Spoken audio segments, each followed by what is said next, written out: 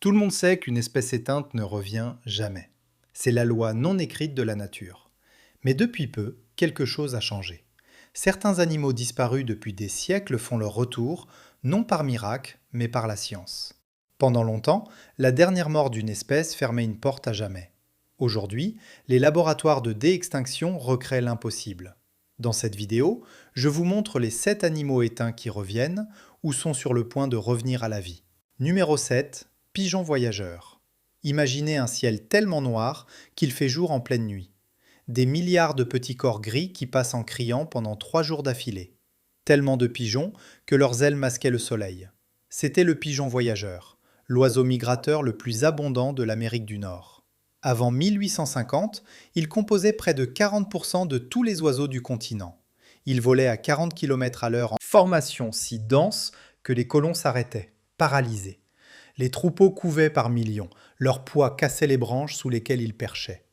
Mais en 1880, les chasseurs commerciaux avaient transformé cette abondance en filons d'or. Chaque pigeon mort se vendait quelques centimes, empilé dans des wagons entiers envoyés à New York. Donc, entre 1870 et 1900, les troupeaux s'évanouirent. C'est pourquoi, en une génération à peine, 3 milliards d'oiseaux n'existaient plus. Les derniers résistants devinrent stériles. Aucun scientifique ne le comprit avant qu'il soit trop tard. Ces oiseaux avaient besoin du bruit et de la chaleur d'une foule pour se reproduire. Ce détail reste gravé. Un pigeon seul était un pigeon mort.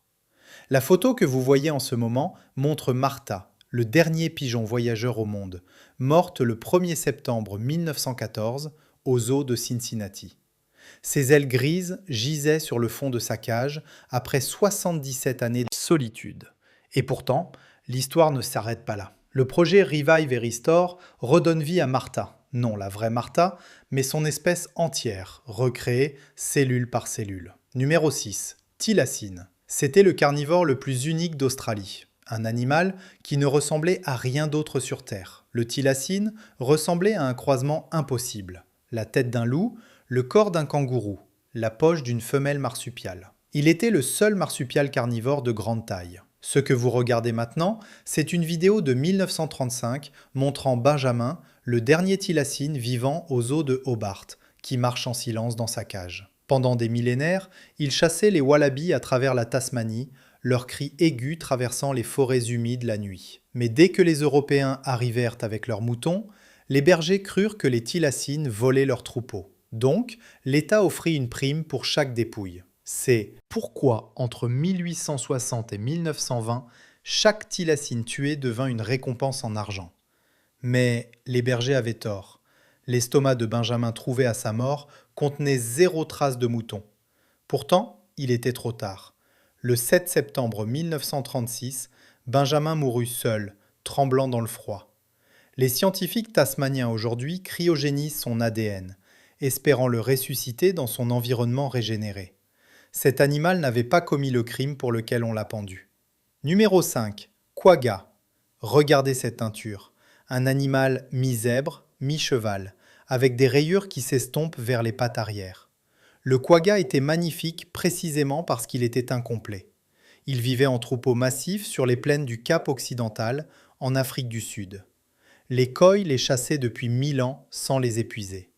Puis, en 1770, les colons européens découvrirent que sa peau se vendait en Europe pour faire du cuir. Les troupeaux comptaient 100 000 individus en 1800. Mais entre 1820 et 1880, les chasseurs de peau perfectionnèrent leur méthode. Donc, chaque quagga tué alimentait une industrie. C'est pourquoi le dernier quagga mourut en 1883 dans un zoo européen, mort de solitude, comme Martha, comme Benjamin. Ce détail change tout. Le quagga n'a pas disparu parce qu'il était faible, mais parce que son pot était profitable.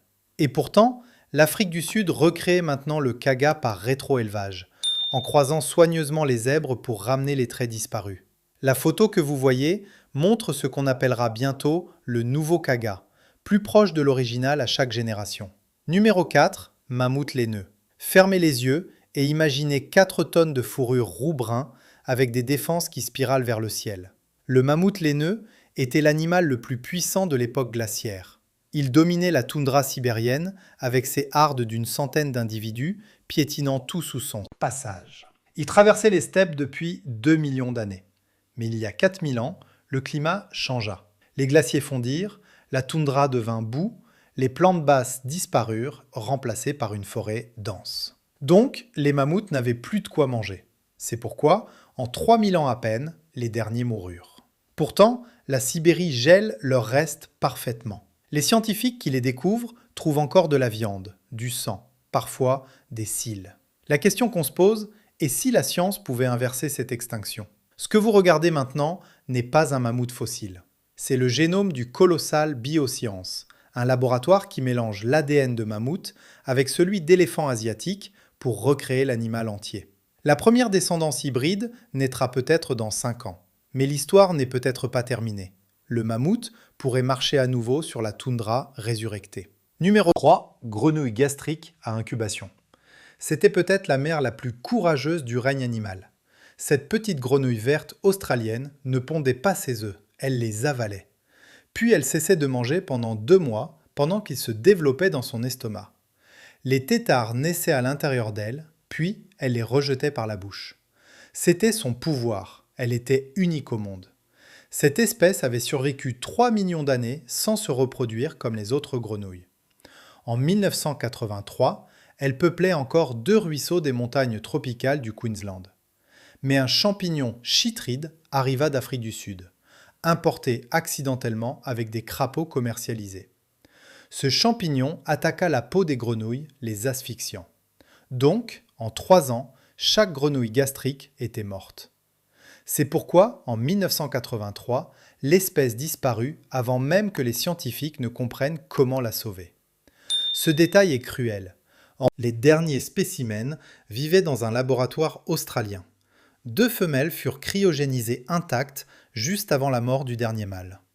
Ce que vous regardez maintenant, ce sont ces embryons congelés, prisonniers du temps depuis 1983. Et pourtant, en 2013, un projet de résurrection commença. Les scientifiques espèrent implanter les œufs préservés dans un amphibien porteur pour ramener la mère courageuse à la vie. Numéro 2, Bucardo.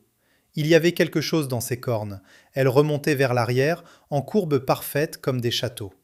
Le Bucardo était un petit bouquetin gris, pesant à peine 50 kilos.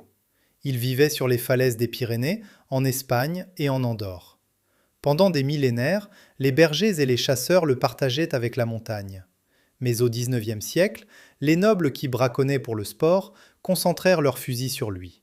Donc, chaque chasse royale tuait 10, 20, parfois 50 bucardos. C'est pourquoi, en 1900, il ne restait que 100 individus. Mais alors, l'habitat montagnard disparut sous la construction de routes et de chalets. Pourtant, un petit groupe survécut. Ce détail change tout.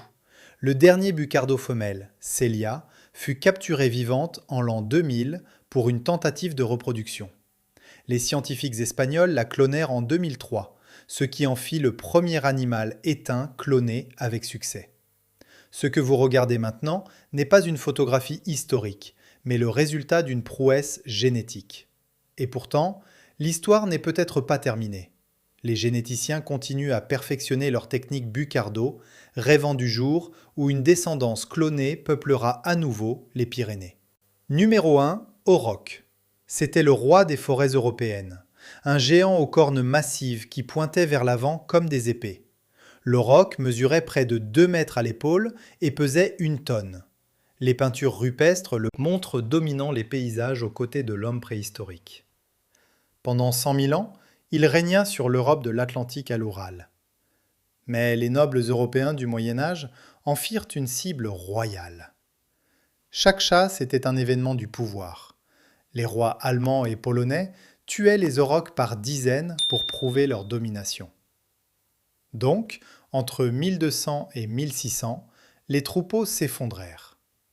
C'est pourquoi, en 1627, le dernier auroch mourut en Pologne, épuisé, observé par quelques bergers indifférents.